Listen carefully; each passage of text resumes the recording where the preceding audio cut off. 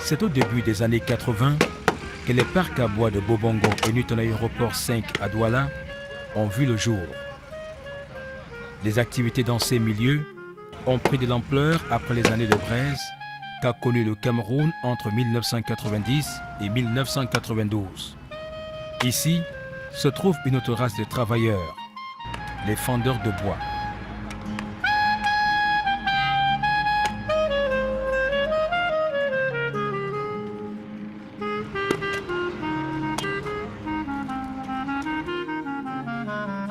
Le parc est arrivé après la vie morte, après 91, puisque les gens ont perdu tellement d'emplois et beaucoup de gens se sont infiltrés dans le bois. Et il y avait peu de clients, il fallait stocker. C'est là où le parc à bois est né. Le développement de cette activité est parti d'une initiative individuelle dont le but n'avait aucun caractère lucratif. Étienne Tané, l'un des pionniers de ces parcs à bois en activité depuis 1986, engage cette activité de cette manière. Moi, je suis rentré du village. Étant ici en ville, je faisais la chasse. J'ai trouvé un peu de bois pour cuisine, pour mes besoins personnels. Alors au quartier, les gens ont sollicité et c'est devenu mon emploi. Ça fait 22 ans que j'effectue le bois de chauffage. Avant, ça se passait bien, mais présentement, ça ne se passe plus comme ça s'est donné. Alors, je peux dire que je vis dépendant de ce bois puisque je ne peux pas laisser faire autre chose.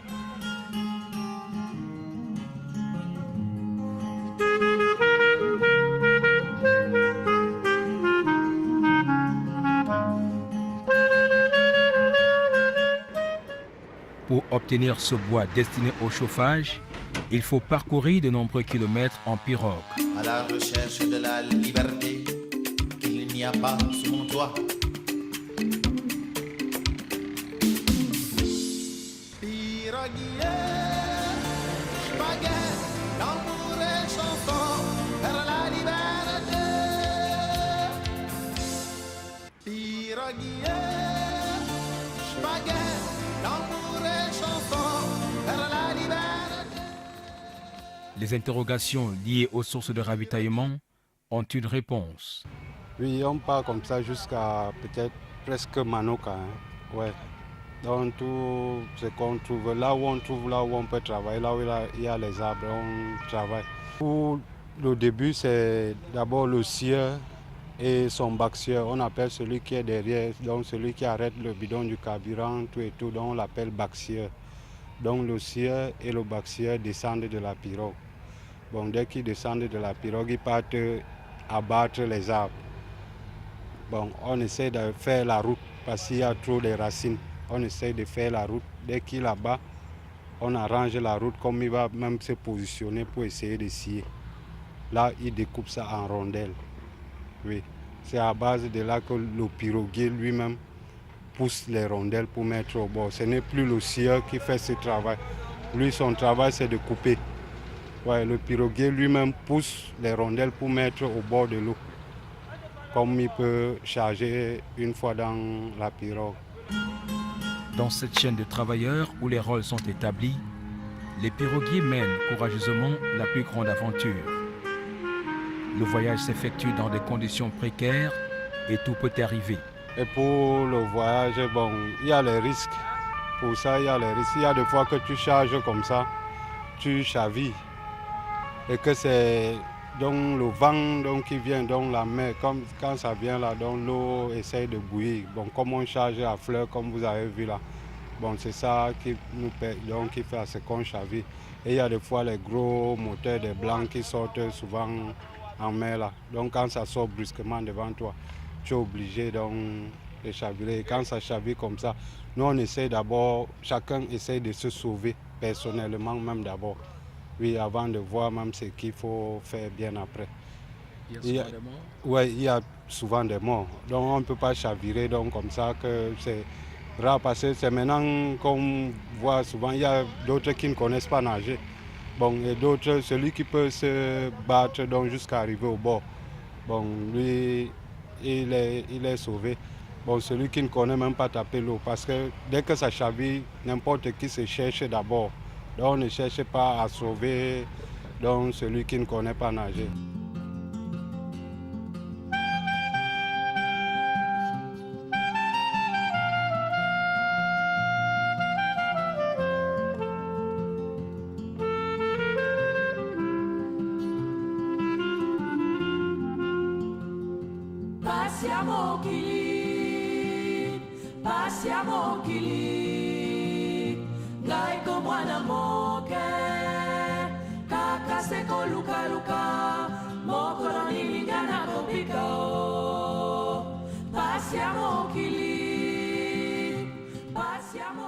À Manoka, les risques et les dangers sont permanents. Par moment, il y a la tempête quand vous êtes dans la forêt. Un arbre peut se dégringoler imprévu, ça vous trouve sur votre côté. Ou bien vous-même vous l'abattez, ça vous suit et les branches vous tuent. On souffre trop. Il faut entrer dans la boue avant de déterrer les rondelles envahies par la boue. Et quand on est en train de charger, c'est aussi pesant de remettre dans la pirogue. Alors, pour arriver au quartier, il faut au moins 3 jours.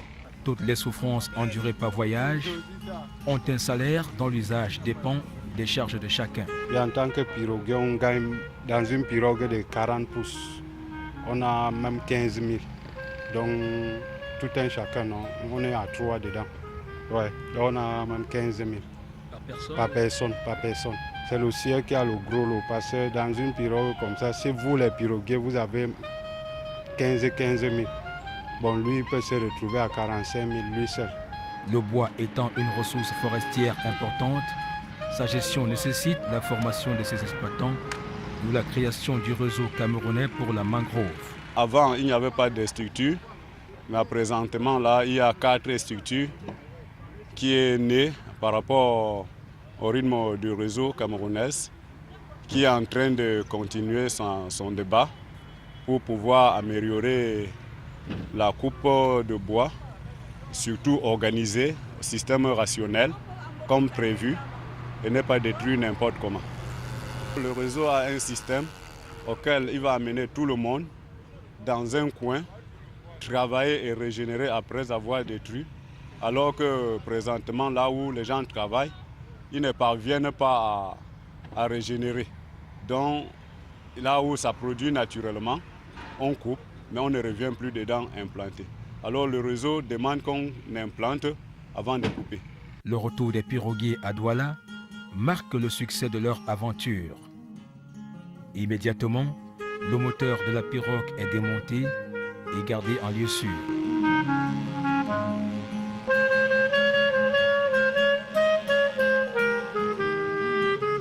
Une fois le bois arrivé, les hommes du métier font usage d'une technique de déchargement qui leur est propre afin d'assurer la livraison.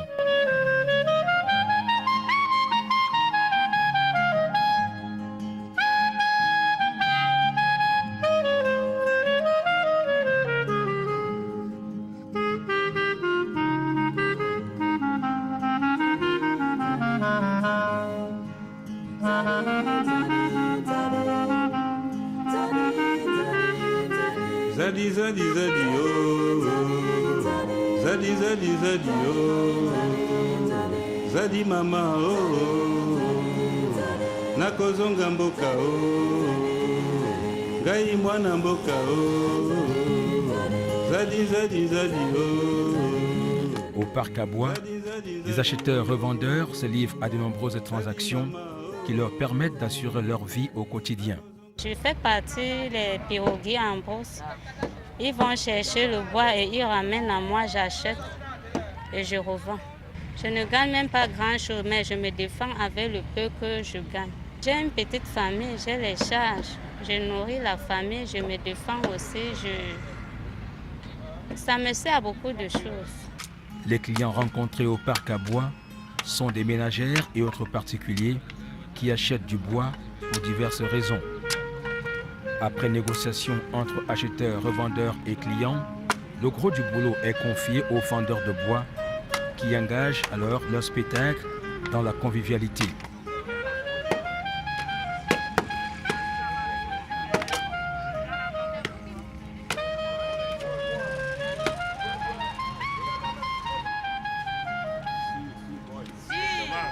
S'il n'y a pas de fendeur de bois, on ne peut pas vendre. Parce qu'il y a les clients, quand ils viennent acheter, on manque des fendeurs. Et quand il n'y a pas de fendeur, eux-mêmes, ils laissent la marchandise. Parce que les fendeurs font notre force. Pour fendre le bois, il faut être dévoué à la tâche, être d'une dextérité et d'une rapidité pour gagner gros. Ici, le salaire est fonction du nombre de rondins de bois fendus. Ici au Parabois, on se défend à fendre le bois, à transporter, livrer aux femmes qui les revendeuses au quartier. C'est pour ça que nous, on se défend aussi à fendre le bois. Et on fend aussi un pouce de bois à 600 francs. Et le transport, ça dépend de là où ça part pour la somme de transport. Le salaire perçu par jour de travail permet aux fendeurs de bois issus des différentes générations de réaliser pour certains leurs projets et pour d'autres de survivre. Avant mon argent que j'ai eu au Parabois, je me suis défendu à construire ma part de petite maison à Bloc 11. C'est là où moi je vis pour le moment. Et je me défends aussi sur l'élevage. Oui. Je suis fiancé pour le moment. Oui, et je me défends aussi pour faire revenir aussi ma femme pour qu'on reste aussi à deux. Parce qu'un célibataire ne doit pas demeurer célibataire. Et moi, je suis marié, polygame, père de beaucoup d'enfants. Oui, par rapport à ce métier-ci que j'exerce, je l'ai fait survivre, malgré qu'on ne fait pas de réalisations. Ces travailleurs d'une autre catégorie du secteur informel évoluent dans des conditions difficiles avec des outils amortis et des tenues qui symbolisent leur humaine condition.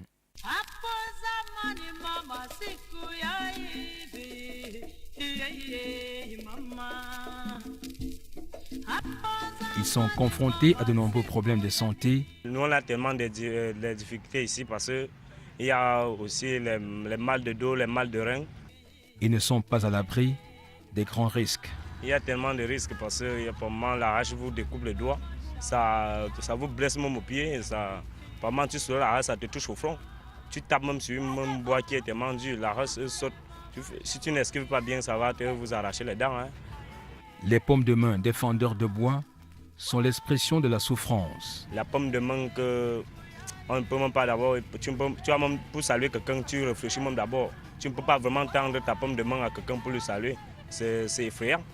Avec cette paume de main, tu ne peux pas dire que tu peux fouetter sur l'enfant. Ça risque de blesser l'enfant.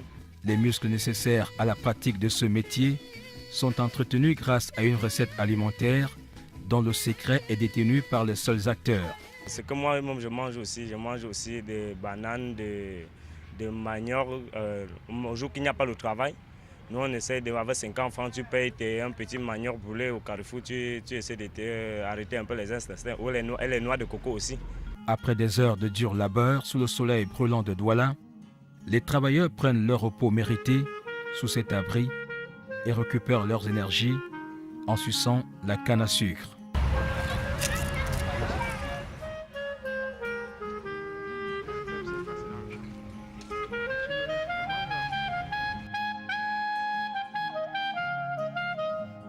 Au parc à bois, il y a vraiment du boulot. Les rondins de bois difficiles à fendre sont rapidement mis en morceaux à l'aide d'une tronçonneuse.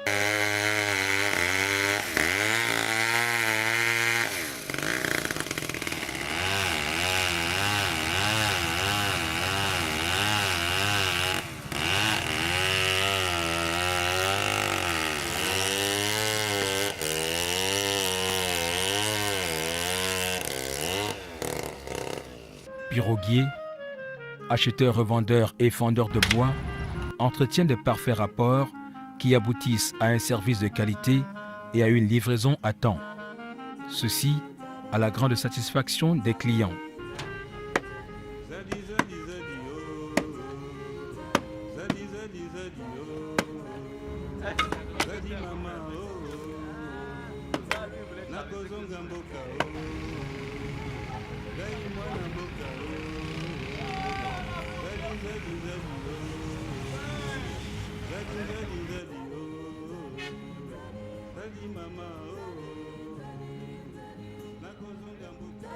Le travail terminé, les fendeurs de bois font leur toilette avec de l'eau puisée dans le puits prévu à cet effet. Après une journée harassante, Chacun emprunte le chemin de son domicile.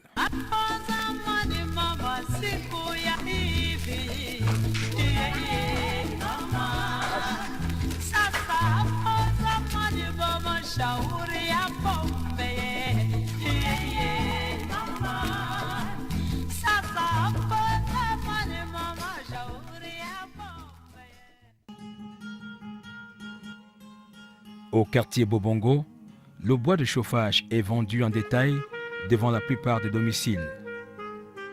Pour faire la cuisine, les ménagères du quartier se ravitaillent chez les détaillantes en achetant 8 morceaux de bois à 100 francs CFA. Certains rondins de bois sont même utilisés comme des sièges devant les boutiques. À Bobongo, la culture du bois marque les esprits et les tout-petits commencent à prendre goût.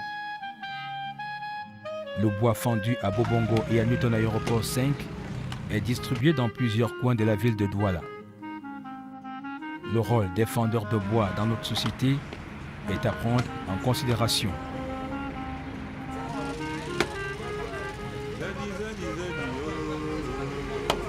Zadi, zadi, zadi, oh. Zadi mama, oh. Nakozonga mboka, oh. Ngai mwana mboka, oh.